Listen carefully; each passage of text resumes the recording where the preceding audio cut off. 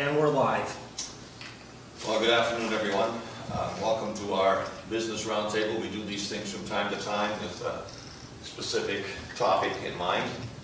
And today we're going to be talking LRT. My name is Aaron Kirsten. I'm the Executive Director of the Flamborough Chamber of Commerce. And on behalf of our board, I'd like to welcome all of you. I've got some people that I want to recognize. We have Chris Cutler with us. Chris is a former Flamborough councillor. And his claim to fame, now he just works for the mayor. He's still being a Flamborough councillor. Keenan Lewis is my counterpart at the Hamilton Chamber of Commerce, and Paul Johnson, of course, from the LRT committee. You can introduce your colleagues when we get to that point. But we're here to talk about perhaps the biggest project in Hamilton's history. And before we get into Paul sharing some of, and any of your colleagues that you designate to share the LRT story, I've asked Keenan to be here because Keenan is an unabashed advocate, proponent, champion for LRT. I think it's fair to say that we in Flamborough have some questions. We get a lot of questions, quite frankly. And I asked him purposely to be here so that in the interest of full disclosure we have all sides of the story. And so we're delighted that you're here. Thank you for coming, and your team too, Paul. Let me by way of introduction, I just got a couple things to say to provide some context for all. And if I make any mistakes, and I probably will, I'm sure that you'll correct me later, but just to make it as complete as possible. First of all, the province has announced $1 billion for LRT in Hamilton. I'm not sure that if the province had come to Hamilton and said, here's $1 billion for infrastructure, that the LRT would have been their first choice. But the fact of the matter is that the province dictated that it be for LRT and LRT only. Am I right so far? I'm right so far. So there's no chance that council could say, all right, you know, we've got a $200 million annual infrastructure deficit that's building every year, building and building, so maybe we should have put it to roads, and maybe should have to sidewalks and sewer treatment plants, and maybe better bus service and all those kind of things. But the province has dictated that this $1 billion is there, and it's there for LRT only. So beyond that, there's not a lot we can say. Although I found it very interesting what the Premier said this morning. She was quoted in articles that she would look at other concepts, perhaps of the BLT. Well, BRT. That's what I meant for lunch. Yeah. BLT. BRT. There seemed to be some wiggle room there in reading from her comments, but I think that's not happening. So that's number one. Number two, understand a little bit of the massive scale of this particular project. If I'm correct with my grade 6 arithmetic, $1 billion is $1 million 1,000 times over. $1 billion is $1 million 1,000 times. So there's going to be a massive investment, and that means that there are going to be all sorts of construction and contracts and all that sort of stuff. So don't underestimate the size of the thing. It's been, I think, properly advertised as the biggest single project in Hamilton's history. Council, in its wisdom, has set up a LRT department under the direction of Paul Johnson. I'll say more about Paul in a few minutes. And they also appointed something that they called a citizens jury. And what that citizens jury was, they picked some folks from around the community and they put them together and they brainstormed. And I think it's fair to say that the conclusion of that citizens jury was that they endorsed the project wholeheartedly, but they did say that one of the biggest challenges that this LRT project has is the matter of education and public relations and getting citizen engagement. Council then, in its wisdom, established an LRT committee, and that committee is comprised of the mayor, Mayor Eisenberger, the 4 lower city councillors, Johnson, Farr, Marula, Green, and as well as Councillor Ferguson from Ancaster, of course, with a long history with major projects, and Councillor Terry Whitehead from the West Mountain. It then decided, as it has done with a couple of other committees, to invite some members of the community to be ad hoc members of this committee. So McMaster University is represented on that committee. A couple of BIAs are represented, the realtors are represented, and the three chambers, Stony Creek, Hamilton, and Flamborough. And when they had, we are ad hoc members of the committee, which means that we have full participatory rights, but we can't vote. That's the only thing we can't do, which of course is the most important of all. But I think we participate in a responsible way, and we are extended every courtesy to speak our mind freely. So at the second meeting of this LRT committee, which was my first meeting, I became much better acquainted with the project, and at the end of the meeting I suggested, I echo the challenges of the citizens jury, which is that you need to do a real good job in terms of public relations and education, and what all of this means and implies for the entire city. And I told them then that I would be approaching my board and asking them to prepare a list of questions which we would submit to the LRT department that they could then respond to and bring to the next meeting of the LRT committee. So we did that. We sat down as a board and we struggled with the questions, and in time we developed 15 different questions which we thought were responsible and needed answering. It took about a month to get the answers to those questions, because I believe, if I'm right, and you can correct me later if I'm wrong, Paul, but they were referred to Metrolinx. So this is a joint project between Hamilton and Metrolinx. Paul will explain that better in a few minutes. But we got the answers on the eve of the next meeting of the LRT committee. So we didn't have a chance as a board to absorb them very carefully or to reflect on them. But they also made the offer to meet with us as a board and members to answer any questions, to introduce the project. So that was very gracious of them, and we then took them up on your offer, and that's what brings us here today. I do want to say up front that the Flamborough Chamber of Commerce Board of Directors have not taken an official position on LRT. We haven't. And even if we did, either pro, con, or whatever, I'm not sure it would make any difference. But just for the record, we have not taken a formal position, but as an outlying area, as somebody out in Flamborough, we have some questions particularly related to what does it mean to Flamborough and to Flamborough taxpayers and to Flamborough businesses. So that's by way of introduction. To give you some context, I'll have something more to say about the questions and the answers that we received and our analysis of that. But I think first, if we give the floor to Paul and take 10 or 15 minutes to give us kind of 35,000 foot. I need to say this about Paul. I don't know what it is about you, but you must be something about big, heavy assignments. 10 years, Paul was, or roughly 10 years, was the head of the poverty initiative in the city of Hamilton. And he went, whatever the phrase is, from out of one into another. But he left the poverty initiative and was given the assignment of heading the LRT project, at least from Hamilton's perspective. So I guess you have a pendant for big files.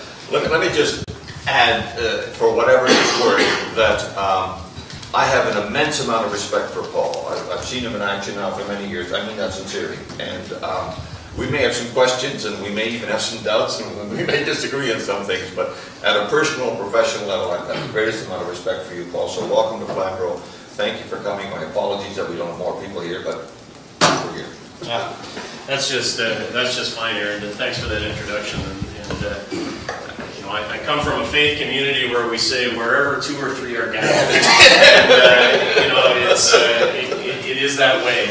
And I have to tell you, around this type of project, whether we're talking about poverty, whether we're talking about light rail transit, it is about large meetings, small meetings, and it is about communication. that I find works a little bit better sometimes at this stage of the process when we're talking face-to-face and having a chance to interact.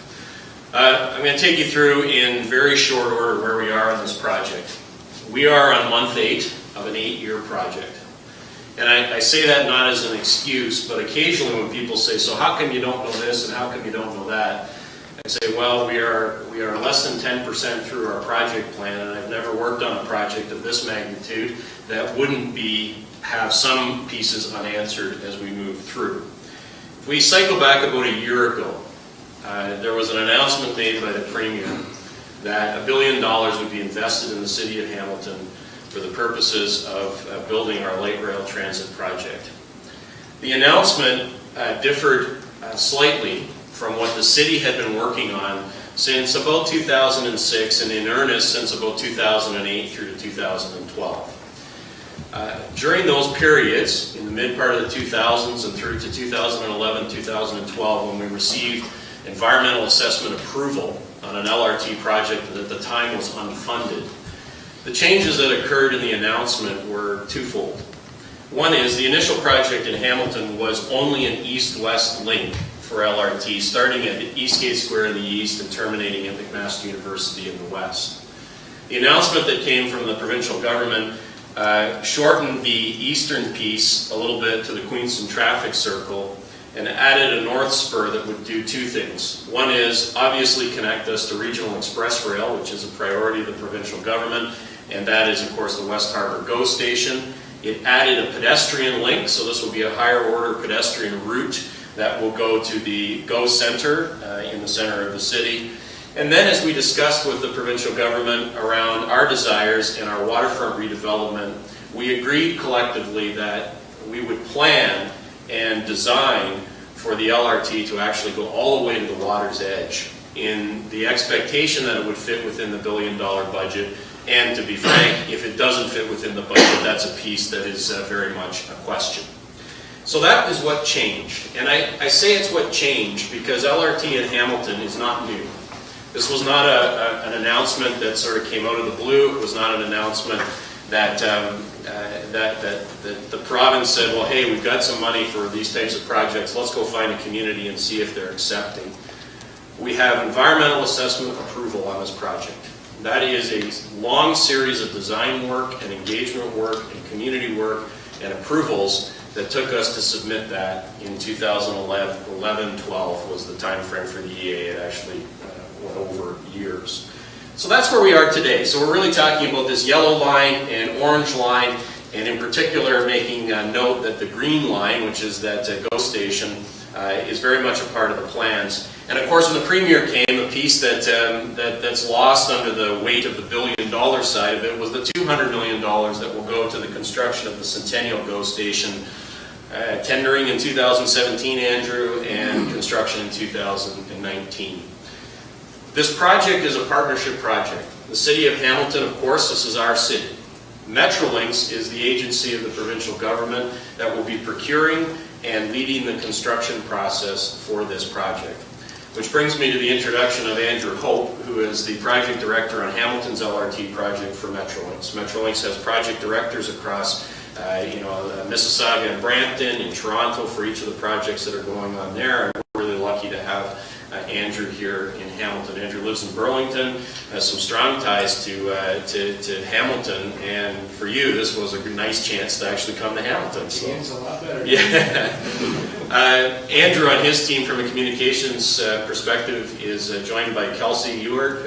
Kelsey has some experience in public works in the Niagara region and was a great addition to the team. And I'm really pleased to work on the city side with Kelly Anderson, who has been a communications officer with Public Works for a number of years at the City of Hamilton, but has taken a new step in her career to manage our communication and engagement process, which we'll talk a little bit about. So the $1 billion is yes for a project. It did not come out of a pool for infrastructure. It came out of a specific pool of resources in the province to deal with transit and transportation projects. So it is a pool of resources that was for these types of projects, and they are different in different communities, and in Hamilton's case it was for LRT. In terms of the design of our LRT, much of what we are proposing in terms of the alignment, and so When we talk about the project in short order, what we really need to do first is figure out the alignment of our LRT. Where will it run in the road? Where will it travel? How will it travel? How many stations are we proposing? Because that then drives the detailed engineering work, the costing work that we have to get through, and ultimately allows us to go to the public, which we will start to do in September through to January, and say, so what do you think about these proposals, and where might we have to tweak things because we didn't get it quite right? So in terms of alignment, some things haven't changed. In our original submission and the submission that we see today, at the west end, so starting at McMaster University, you can see the hospital here and McMaster University, one of their many buildings here. The LRT was always going to be in the center of the road and surrounded by lanes of traffic, in this case 2 lanes of traffic on either side. What you see here is the turning lane because there's a signal, of course, to get into the children's hospital. And in fact, in the west end, we have such a wide right-of-way, we can even contemplate having bike lanes on either side or a bike track on one side if that was so desired.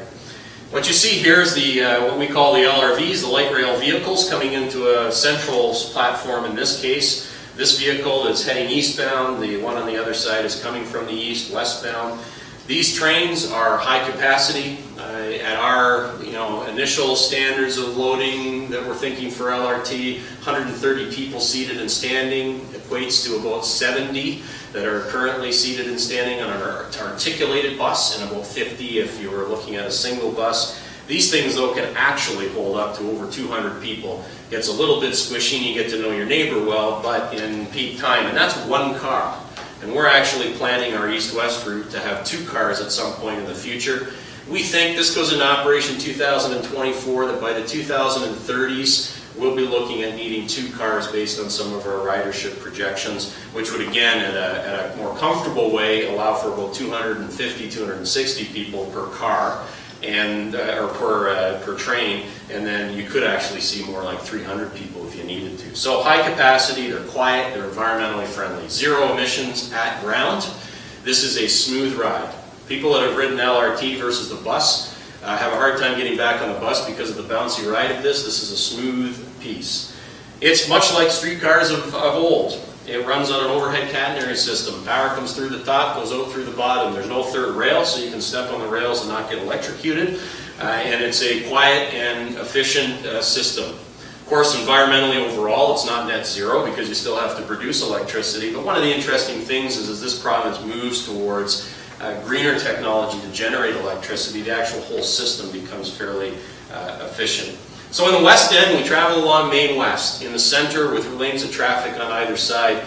And then when we hit the 403, back in 2011, 2012, we looked at a couple of options. Do you draw it along King Street through Westdale Village? Do you draw it along Main Street?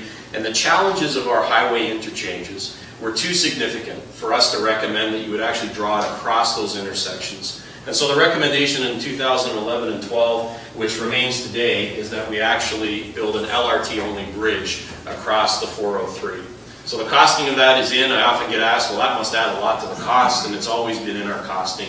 And it's a more effective and efficient way to draw people across the 403. And it keeps up our running times, which is really important for rapid transit. Once we get across the 403, we transition onto King Street. And here's where the biggest fundamental difference between what was proposed in 11-12 and today is. We are proposing that LRT run primarily center line through the entire 11 kilometers east-west. And by doing so, King Street becomes a 2-way street, with 1 lane of traffic in either direction moving in the same direction as the light rail vehicles themselves. We're going to show you a picture of how that looks a little bit further into the east end. The challenge becomes a little bit on King Street when you get into the downtown core. There was a challenge that was there in 2011, 2012, and it remains today. There are some parts of King Street through the downtown core that will not have 2 lanes of traffic. This is an example at Gore Park where we would see the light rail vehicles being pulled to the north and actually integrated into Gore Park, and you can see the lane of traffic that runs along here. One of the pieces around LRT that is really the gold standard of how we keep it as rapid and reliable transportation is that it is segregated from traffic. And by that I mean that people can't turn left all the time and cut across in front of the train, which creates a situation where it could be dangerous, or means that it has to move very slowly. Nor can cars always at all intersections, and I'm talking about small side street intersections, pull all the way across the road for the same reason. So a small curb, and we're talking about a small curb, is what segregation means. No fencing. These are things that fit into the urban form. It's not heavy rail, it's light rail. So if we move through to International Village, we actually have to pull it to the other side. There are some buildings on the north side of, south side of International Village that only have access off King Street, and so a lane of traffic with the LRV moving in two directions on the north side is a solution that was seen to be better than closing it entirely to vehicles and making it pedestrian and transit only.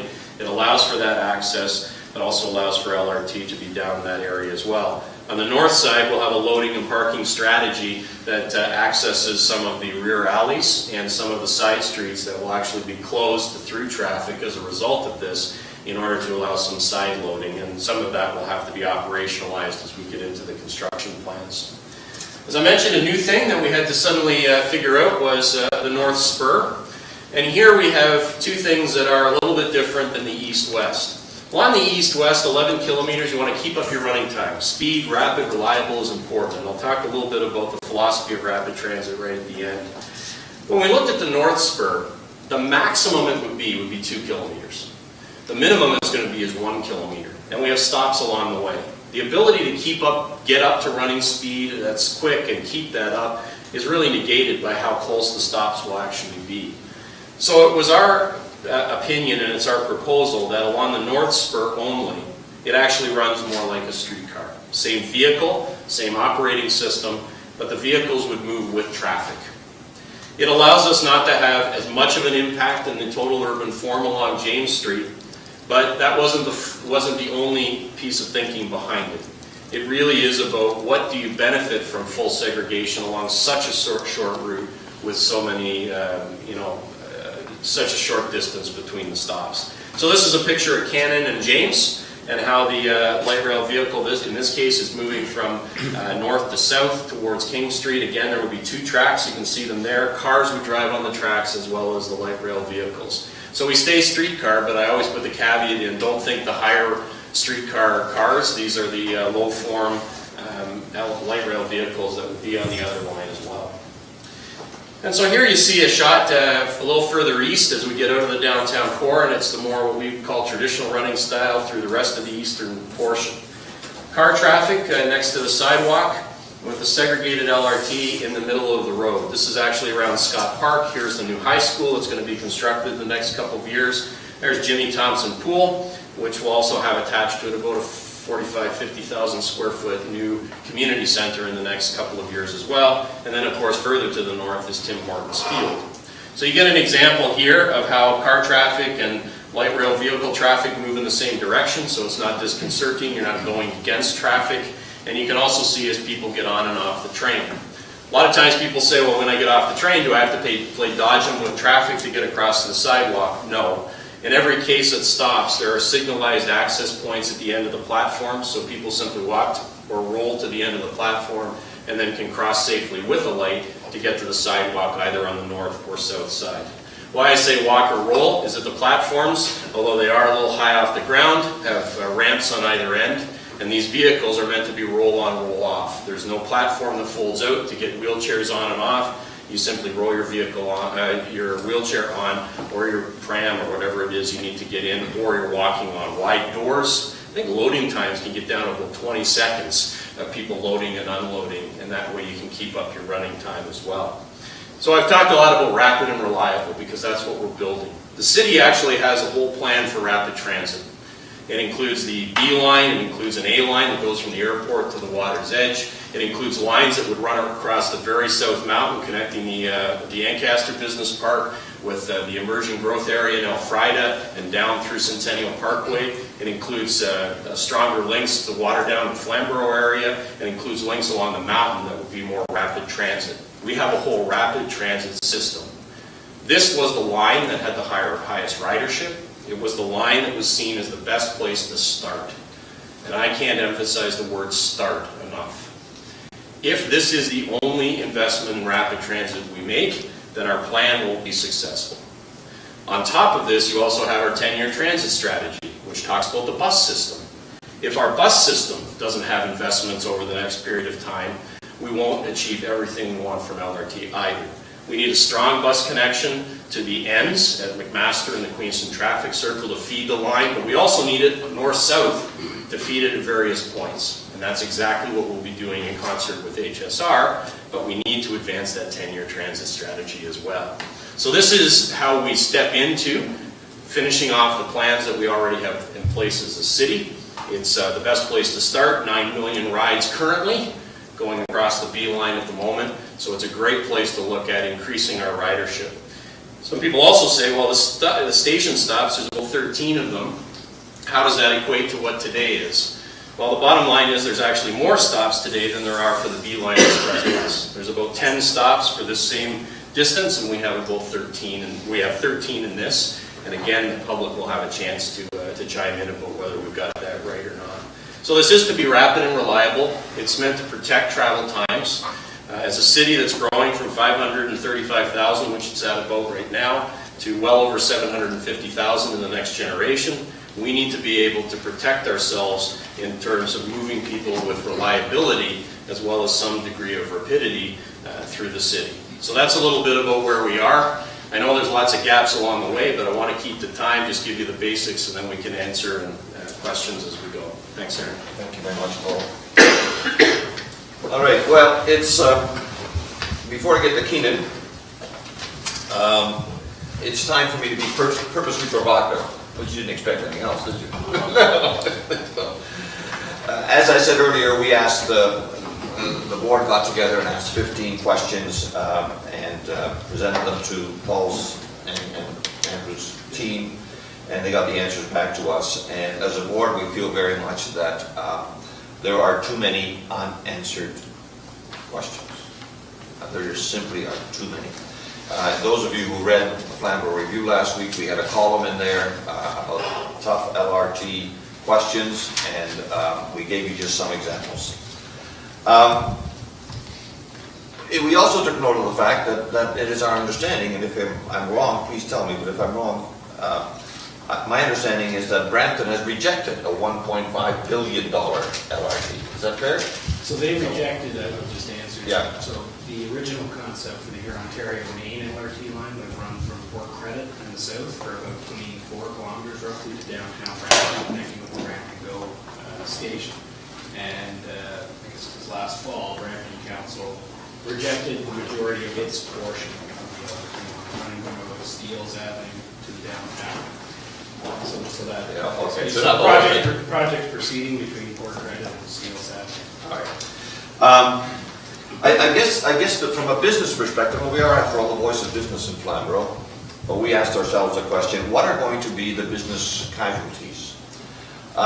They're talking about a 6-year project, and they don't know whether it's going to be staged or all at once.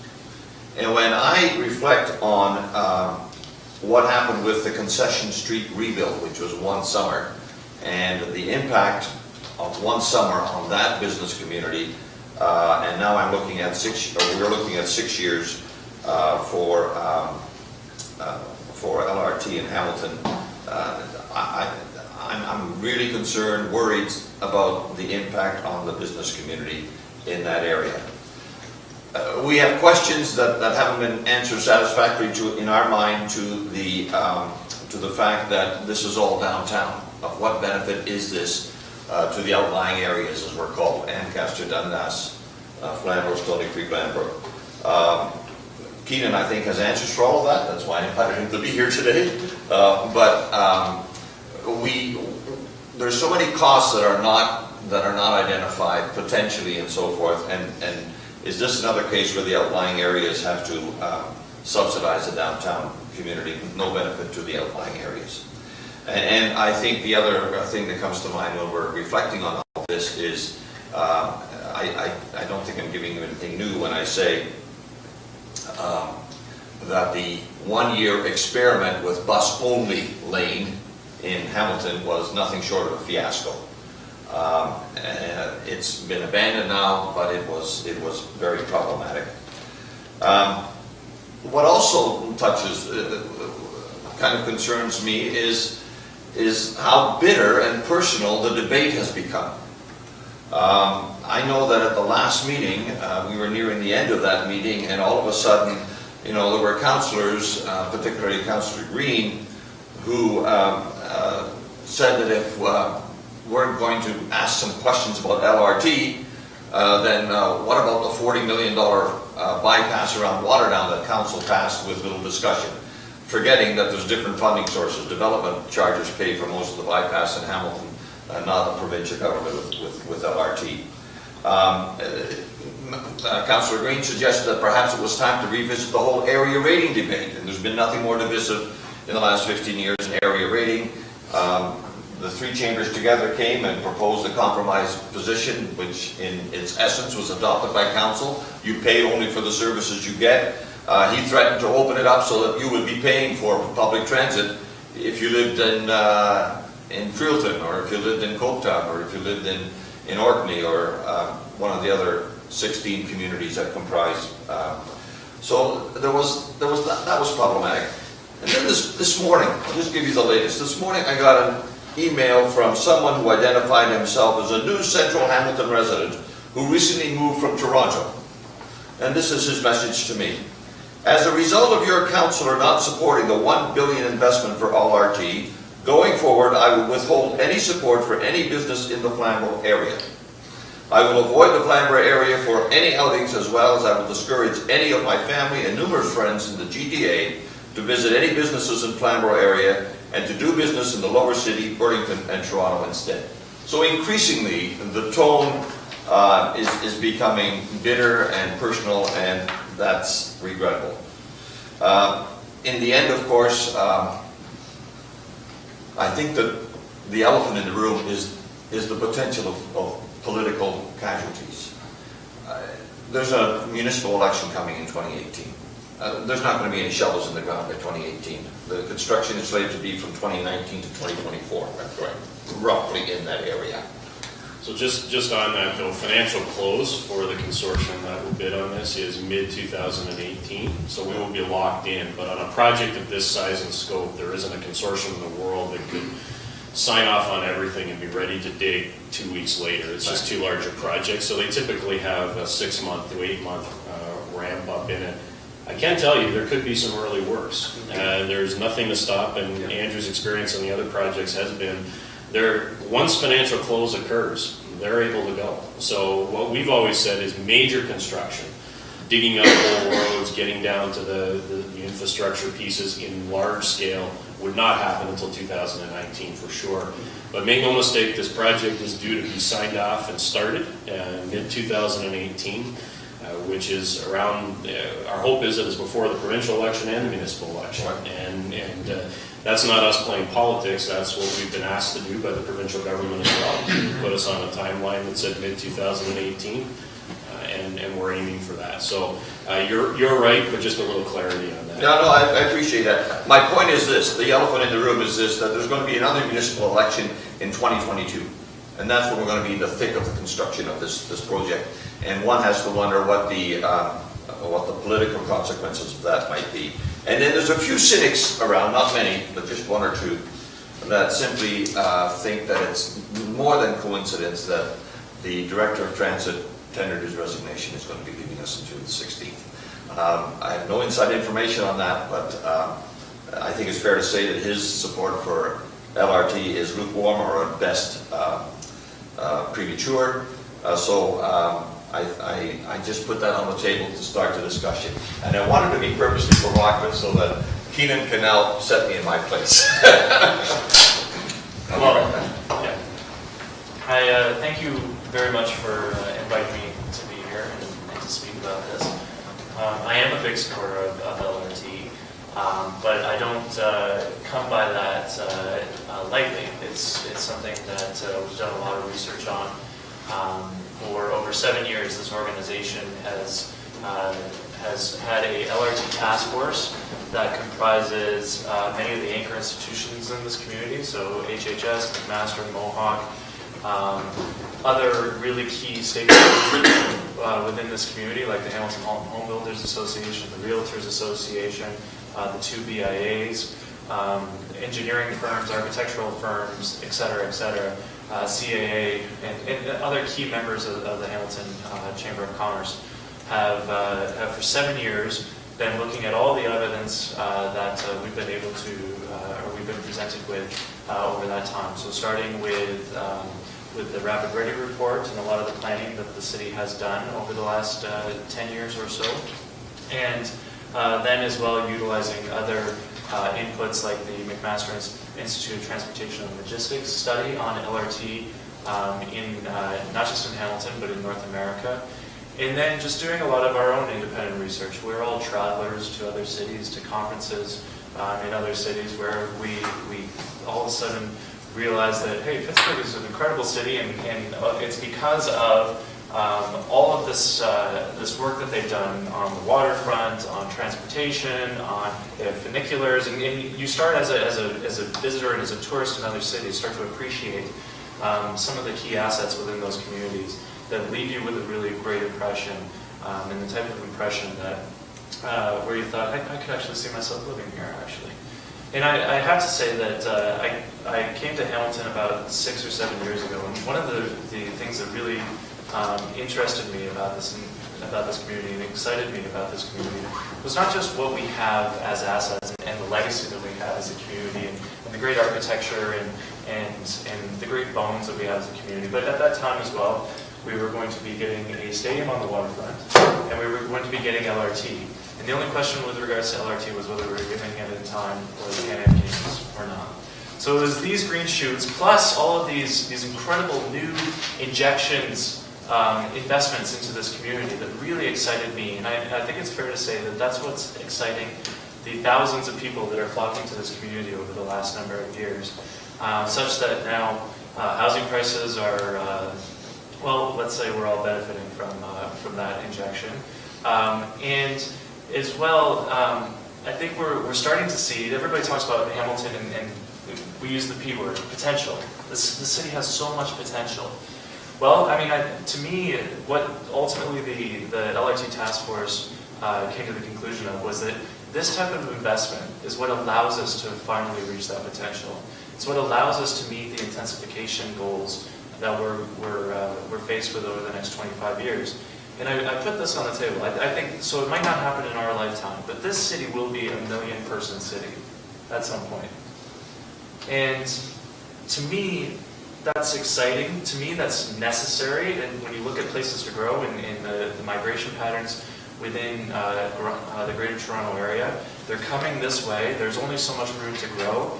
And we have this incredible opportunity as this great old city to start to fill it in again. The surface parking lots that exist downtown, the harbor front that we have not yet really exploited, and there's so many other areas within the lower city especially where we can help meet those intensification goals. The province has actually dictated, and it was 40%, now they're dictating that 60% of our future growth happened within the existing urban boundary. And the only way to do that, I believe, is to create a great transit system. And ultimately what we determined is, not only is this the type of project and the type of investment that an organization like the Chamber of Commerce rises up for and helps deliver within this community, but that this is going to benefit all of us. We're looking at a market right now of 500,000 people. Again, to get to 750, to get to 1 million people, what business will not benefit from that ultimately in the end? If you survive the construction, to be able to double your market is an incredible opportunity. So let's talk about survival then. I know that this is the one thing that does keep me up at night as well. And I worry that if we lose a spate of businesses, then this will not have been a successful project. But ultimately, I can guarantee you that if we don't do anything, we're still going to lose businesses along that corridor, because that's just the nature of business. That's what's going to happen. There are a lot of things that we're learning from Waterloo at this moment, and from other communities that have done this over time.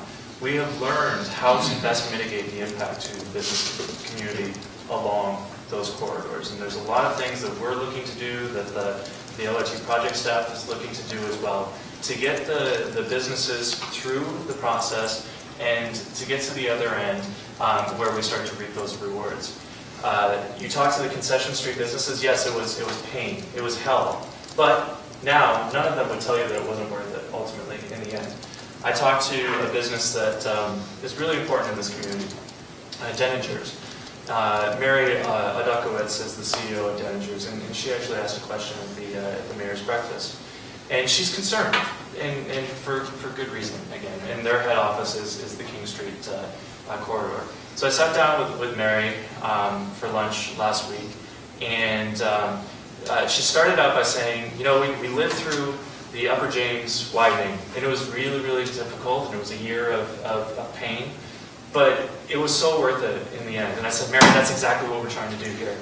And truly to me that is the case, and that's the cause that we have as a chamber and now as a community, is to make sure that we get those businesses through to the other side of this project. I know that these things are not easy. The task force knows that these things are not easy. Never said it was going to be easy. There's a lot of heavy lifting required, not just on the project staff, but on really the rest of the community as well. But we also look time and time again at other communities that have done this. And yes, change always causes consternation and a lot of concern. But if you look, the pattern is always, in the end, when you get to that very first maiden voyage, victory has 1,000 fathers. Everybody will say that I was for it all along. And the only question will be, why didn't we do this sooner, as the mayor always says. And I have great faith, and so do all of the participants of the LRT task force, that again, this is the right thing to do, that we're going to do it right. We've got some great staff on this. We've got Metrolinx's expertise on this as well. We're doing our research. We have great faith that we will do everything right along the way, and that in the end we will get to that point where in 2024 we will be, those pictures to me, those renderings are so exciting. That's what gets my heart racing, and that to me is what's going to be worth it, and what's going to be worth all of the pain. And knowing, again, that you know, if we do this right, that in the end we're going to be reaping such great rewards for this. The transit-oriented development alone, the business case around that is, to me, very, very solid. The development that's going to unlock around each of the corridors. But I think then you're going to also be talking about other really intangible benefits as well. The image of Hamilton is going to change. The confidence of the city is going to change. And all of that is going to be baked into, ultimately, the outcome. And I really, truly believe it. So a lot of people want to paint, you know, the worst case scenario picture. I'm hoping that you'll indulge me in painting the best case scenario, which is actually this might ultimately, you know, exceed all of our wildest expectations, and that we will get to that 750 within 20 years. We'll get to that million within 50 years, and this is going to be the backbone of it. And as the team has said, this is just the very first start. This is the right start.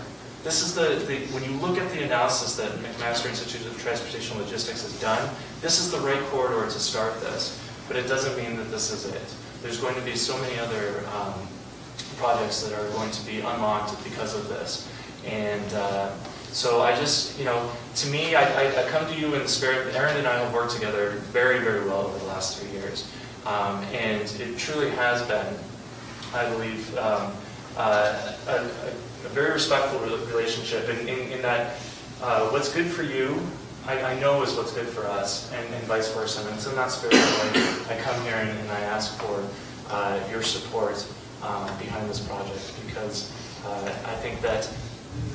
I think what everybody shares is that we want to live in a city that has a really thriving downtown. We want, even if you don't access it often, you still want to have pride in this place that you call home. I think we're starting to get that pride. I think that no longer are we thinking that, you know, we're subsidizing downtown. In fact, the numbers are bearing that out for the first year ever.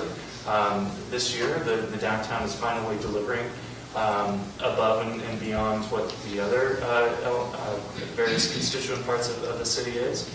But we're getting a great, the image of this city is changing. And I think that that's permeating out to the rest of the community. And I always say, to the extent we were being that you were subsidizing us, give us this opportunity to pay you back. And I truly have great faith that this is the right thing to do, and that we will, like I said, reap the rewards in the end. It's going to be messy, and absolutely, and it's hard work, but it's so absolutely worth it. And just remember, the top 1,000 businesses in this community that employ 75,000 people in this community. I won't say that we're unanimously in support, but I will say the overwhelming majority of them are in support. I would say the same thing for the anchor institutions, again, many of whom were around the table at the LRT task force, all in support. I would say as well, the leadership community in this city, overwhelmingly in support. And I think it's about time that those people who are in support will need to step up and will need to voice that support. And I think you will see that over the coming months as we continue to discuss this matter. Thank you again. May I ask that you guys shift so that Andrew is where Paul is right now? Just the angle's on the camera when he speaks, you can't really see him. You want Andrew? Yeah, just because I figure he's going to answer a lot of the questions. That way people can... In anticipation. Wait a second, just like, What if I could just, I've got a closing comment, and then it's open. Okay, is that fair? Yeah. Okay, I guess the only comment that and by the way, I want to welcome Councillor Pasuda. Councillor Partridge was going to be here, but she got called away apparently with her dad or something. So, and I know that it's perfect planting season, and you got those 12 acres in this morning. I worked at 4 o'clock this morning in the planter kit. Yeah, and you went out of your way to be here today to listen to what's going to be said, and so thank you, Robert. We have wonderful working relationships. We don't always agree, but we have wonderful working relationships with both Councillor Partridge and Councillor Pasuda, and the Mayor's office for that matter. We enjoy working with the Mayor's office, even when we disagree. The only comment I want to make before we open up the floor is simply this. It's a comment that I made at the LRT committee. And that's this. Diane and I lived in this community for 33 years, and we fell in love with Flamborough. But it was time to get, we were empty nesters, the girls were gone, they're all married, and it was time for us to downsize. And we couldn't find anything in Waterdown, sadly, Flamborough, because I bleed Flamborough, I think that Chris will admit to that. But we ended up in Ancaster, in a condo, we love it there, and so we're now Ancaster residents. And I said at the committee, the example that I used at the committee is, if we're in the Niagara Peninsula sometime, we'll just wander back home. We could come up the Red Hill and the Link and the Meadowlands, just get off on Stone Church there, and we'll meander through the city. And we may stop. We love going to James Street North, at Acclamation, and sitting outside on the patio on a Saturday afternoon, watching the world go by and having a drink or two, or one. But you know what? If you had LRT, you could home safe. Not when you live in Ancaster. Not when you live in Ancaster. But anyway, my point is this. Shoppers are going to go to the point of least resistance. I'm not going to go to International Village. I'm not going to go downtown. I'm not going to go to James Street. If for 6 years I'm fighting traffic and construction. And so if I can be narrowly parochial, it's going to benefit the outlying areas. Because there are other people that will shop in Ancaster, and there'll be other people that shop in Dundas, and there'll be other people that shop in Stony Creek, rather than coming into the city. And what's going to be left of the existing business community in the affected areas after 6 years of construction? So I'll finish with that, other than to say with both, and I hope I've made that crystal clear, I have the greatest amount of respect. We work well together. Sometimes we have different degrees of enthusiasm for some of these different projects. With that said, we'll open it up to the floor, and we're going to start there. My name is Bill Elliott. I've lived in Waterdown for about 15 years, lived in Burlington for about 20 years prior to that. Downsized to Waterdown. Received the real estate tax shock moving from Burlington to Hamilton, that everybody does. And I think that's very cute about what we're talking about. We talk about that, and my neighbors talk about this. Give you a little bit about my background. I've had a love-hate relationship with Hamilton since 1984 when I moved here from Calgary, which was right about the time when Calgary was 500,000 people when they put in their C train. Prior to that, I lived about 10 years in Edmonton and lived there when they were about 500,000 people and putting in their LRT, so it's not coincidental. For the last 3 years, I've ran my own consultancy called Global Integrative Trade Consultants. I'm a member of a group called Global Investment Attraction Group, where we do foreign direct investment strategies and economic development strategies for various municipalities and regions. Currently doing one for Durham region for 5 years. Because I'm a member here, I'm very keen in terms of this. For 10 years, I worked for Waterloo Region, an organization known as Canada's Technology Triangle, which was involved with attracting foreign direct investment to Waterloo Region. Over that period of time, I led a team that brought 50 foreign investments to Waterloo Region. Probably the most well-known is Google. A study of 12 of those showed that the direct, indirect, and imputed value of those investments were $200 million a year to Waterloo Region. Without going into a lot of details, but I can tell you a lot of the impetus, or some of the impetus, of building that region and that was LRT, and some of the thought processes behind global companies looking to invest in that region was because of the progressive nature of LRT and the progressive nature of other things that are going on there.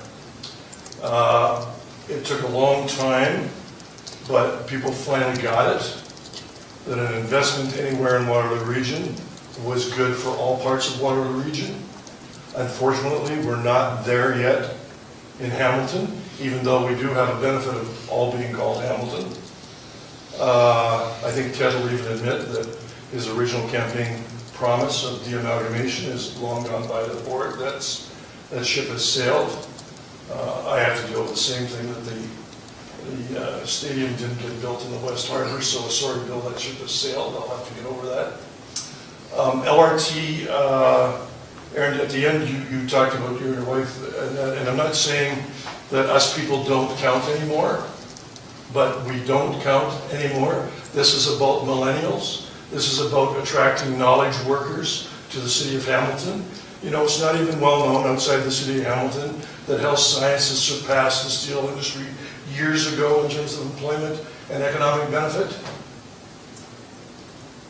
People inside Hamilton don't even know that, let alone people outside of Hamilton.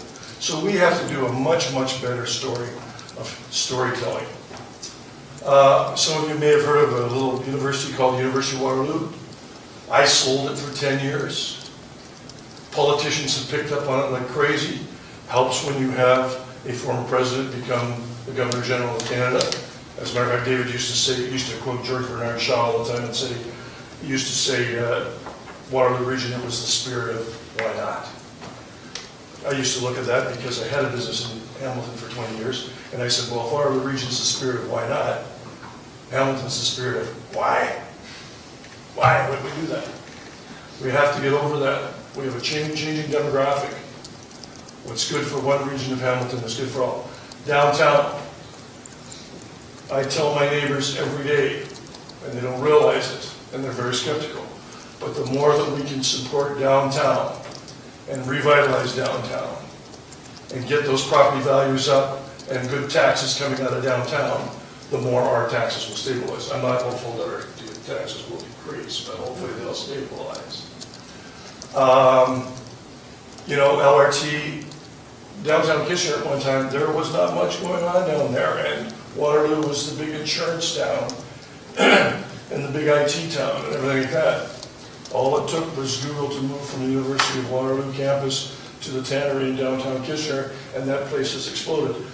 Not the least of which is the intermodal transit hub that's being developed there and that as well. Storytelling. Waterloo. Everybody talks about the University of Waterloo.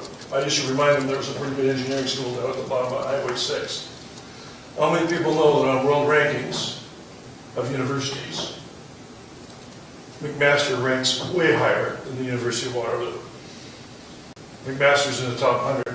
Waterloo is like 175. Don't quote me on the number, but it's way higher. Oh, no, that can't be true. Everybody knows about Waterloo. It's wonderful. We don't do a good job of storytelling here. This is a good story. I would hate to say it's a once-in-a-lifetime opportunity, but it is, and it's a benefit for the whole city. It is going to take Hamilton into the new millennium. It's going to bring in those knowledge workers. You don't think IBM thought about LRT before they made an investment in downtown Hamilton and decided to put 350 new jobs in downtown Hamilton? The types of jobs that we need to move forward in the global economy? Okay, read the press. It's all about the Toronto-Waterloo corridor. John Tory and the mayors of Waterloo region are going to Silicon Valley and that. We have that here already. We have all-day GO train transit. They're going to have LRT before we are. But why are we sitting here missing out on the action? There's just as many smart people in Hamilton as there is in the Waterloo region. Now, if LRT becomes our new Red Hill Expressway and takes 20 years to decide, well, I guess we deserve what we get. So I'll only take exception with one other thing that you said, Aaron. First of all, I want to congratulate the Flamborough Chamber in asking the tough questions, because they do need to be asked. They really do. Any project half this size, let alone this size, the tough questions need to be asked and everything else. But you did make a statement at the beginning that said that the chamber has not taken a position on this, and you weren't sure whether it would make a difference if you did.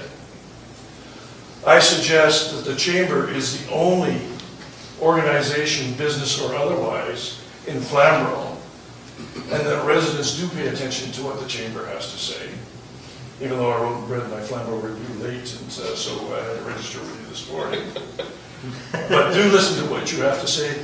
And it's important that we get our neighbors on side and understand and do away with any of the myths that are involved with this and deal with the realities. And if there are issues, then address those issues.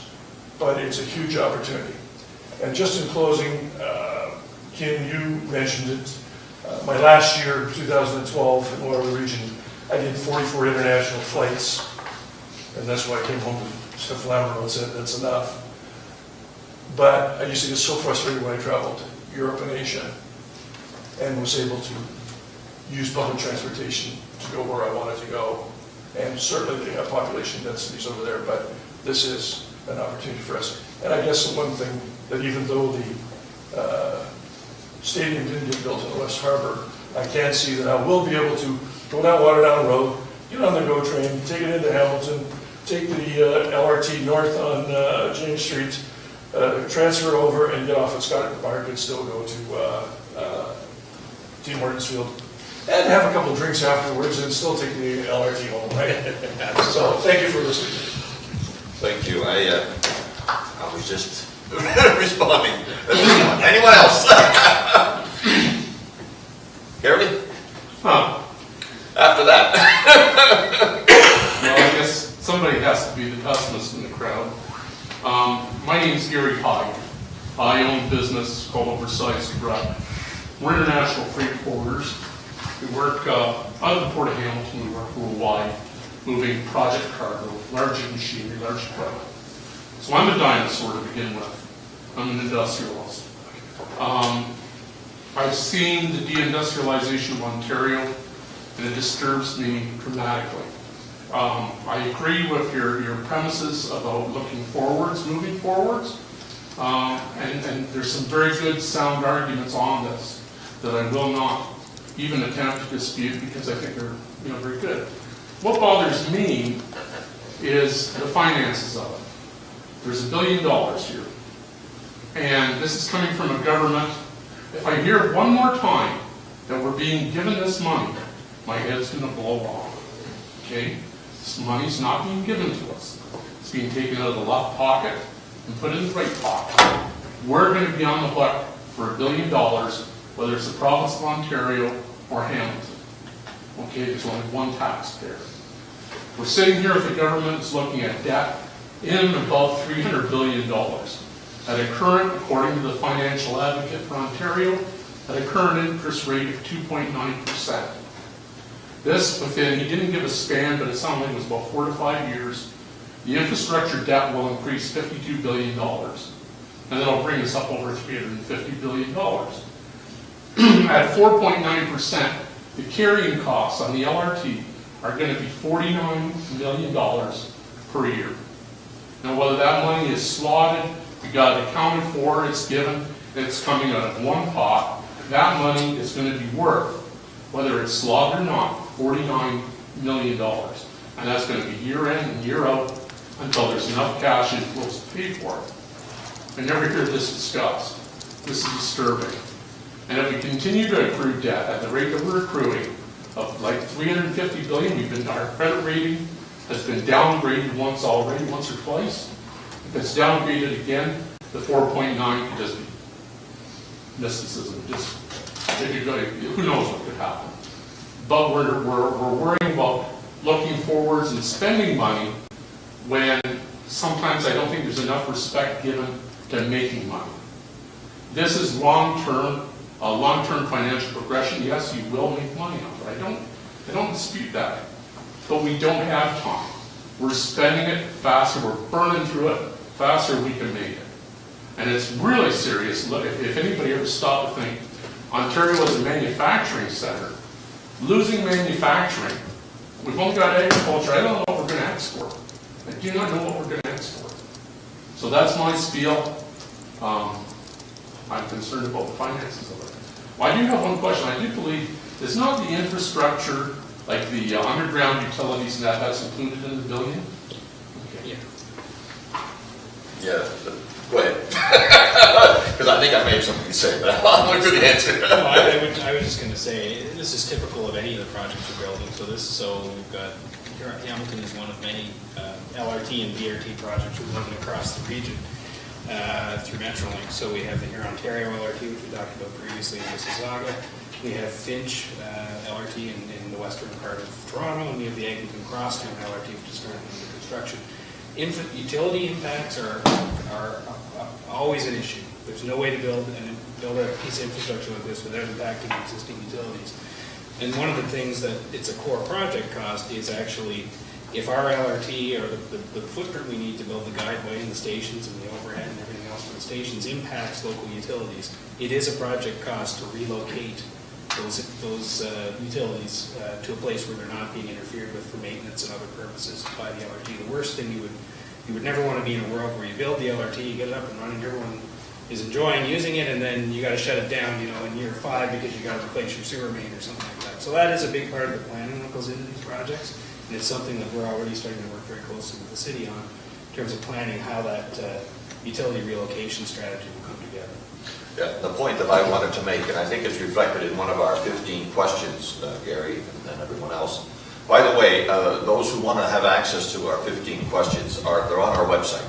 So if you go to flamboroughchamber.ca, you'll find the 15 questions and the answers provided by Metrolinx.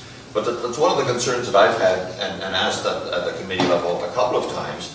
As I understand it, and correct me if I'm wrong, because we're here to deal with facts, okay? But as I understand it, the phrase that was used was like for like. So if you have a 20-inch water line, and the LRT program will include the cost of replacing that 20-inch water line. But if you use Keenan's argument, and we're going to see massive commercial and residential growth that's going to require a 40-inch water line, I'm using figures, I'm blowing out of the air, okay? Who's going to pay for the difference between 20 and 40 inches, if I can use that language? That's a city expense. That's a city expense that's coming back on the taxpayers, including the taxpayers from Flamborough. But why shouldn't it be?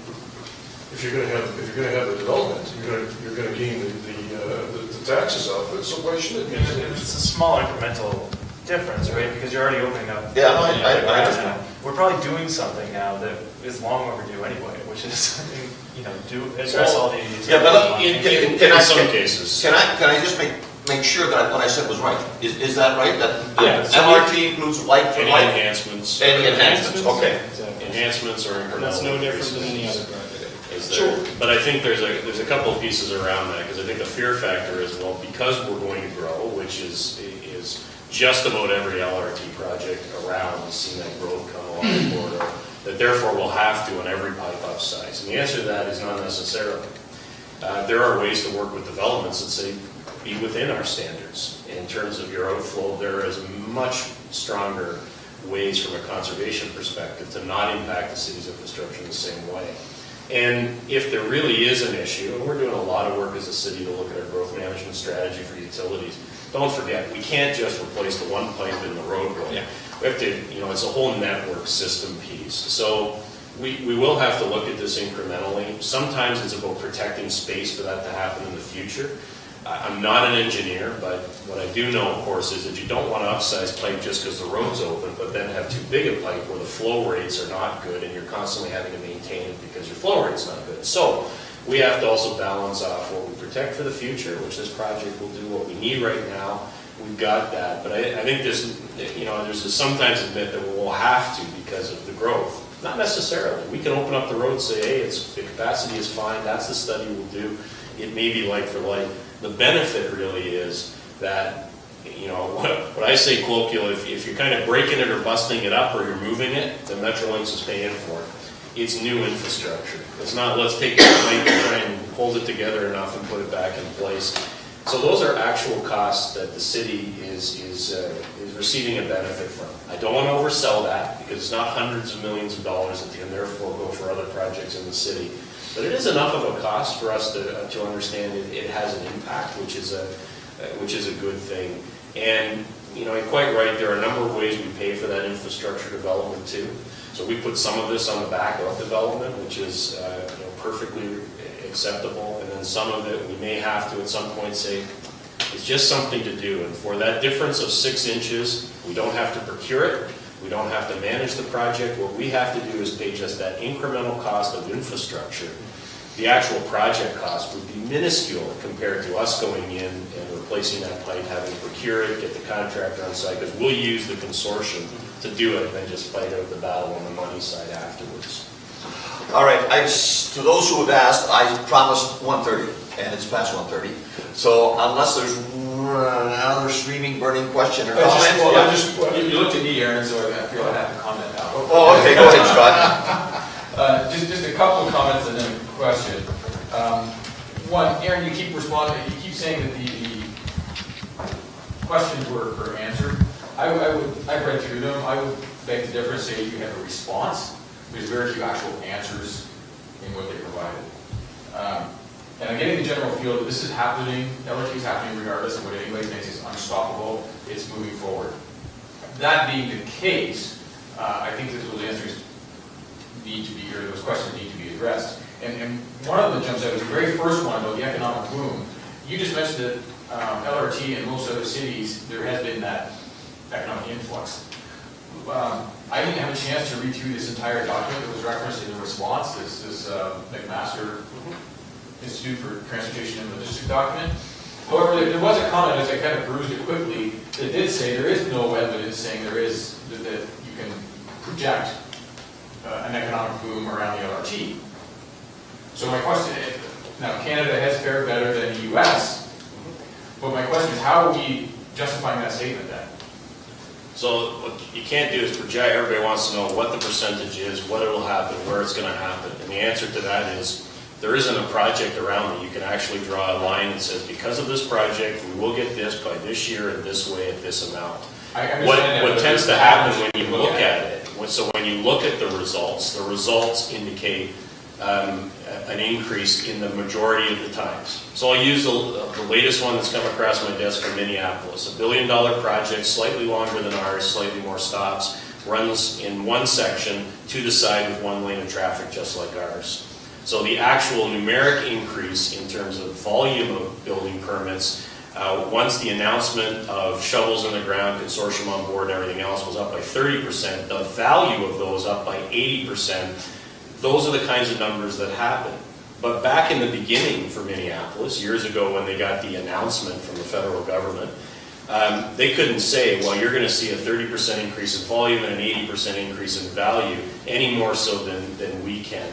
And you're quite right that the evidence is clear, and this is where, sometimes even I feel this struggle because everybody wants the absolute. And the absolute is that in general, you've seen this intensification and uplift in projects that weren't there. You go to Waterloo, and I've talked to I the was just gonna say, developers I'll take there. you by the hand. I've talked to the developers and they say it won't be there, but no one can absolutely causal say. Whoa. One at a time. Paul's got the floor. The causal impact, and the researchers will tell you this, you can't absolutely say it was this and this alone that led to this and this alone, because life is too complicated that. I can tell you if at opening time or near opening time, if we hit 2008, 2009 redux, there will be an impact and it will be slowed. If we hit a big boom, it might be more than we probably should have experienced. You mentioned Dave Dixon, who has built LRTs in the past. He saw an uptick on St. Clair that baffled him to this day of the increase in ridership. He knew there'd be a bump. He didn't realize it would be that big a bump, and he doesn't know what to put it down to. Sometimes you just can't explain things to a level of specificity. So I go on a little bit to say that the evidence is quite clear looking back that there is a difference that is measurable, and that report shows it, and everything that I keep seeing shows it, except in rare occasions. But you're quite right, that the evidence is also pretty clear, that you can't today say this is what we're going to get to and this is what we're going to get to. You have to monitor it as it goes. The last thing I'll say, Waterloo has shared this with me, I was just there 6 weeks ago, is that you'll see some of this speculation and some of this work happening now. You're going to see as it gets closer and closer to fruition, that's when it really steps up. And when you look at some of the work of developers in Waterloo, it's been in these last 2 to 3 years that these projects have really come to the fore. They're bigger, they're more dense than they were ever imagined to be 10 years ago. And some of that is because of the link to transit. And the last piece about the businesses that are attracted, it was interesting in Waterloo.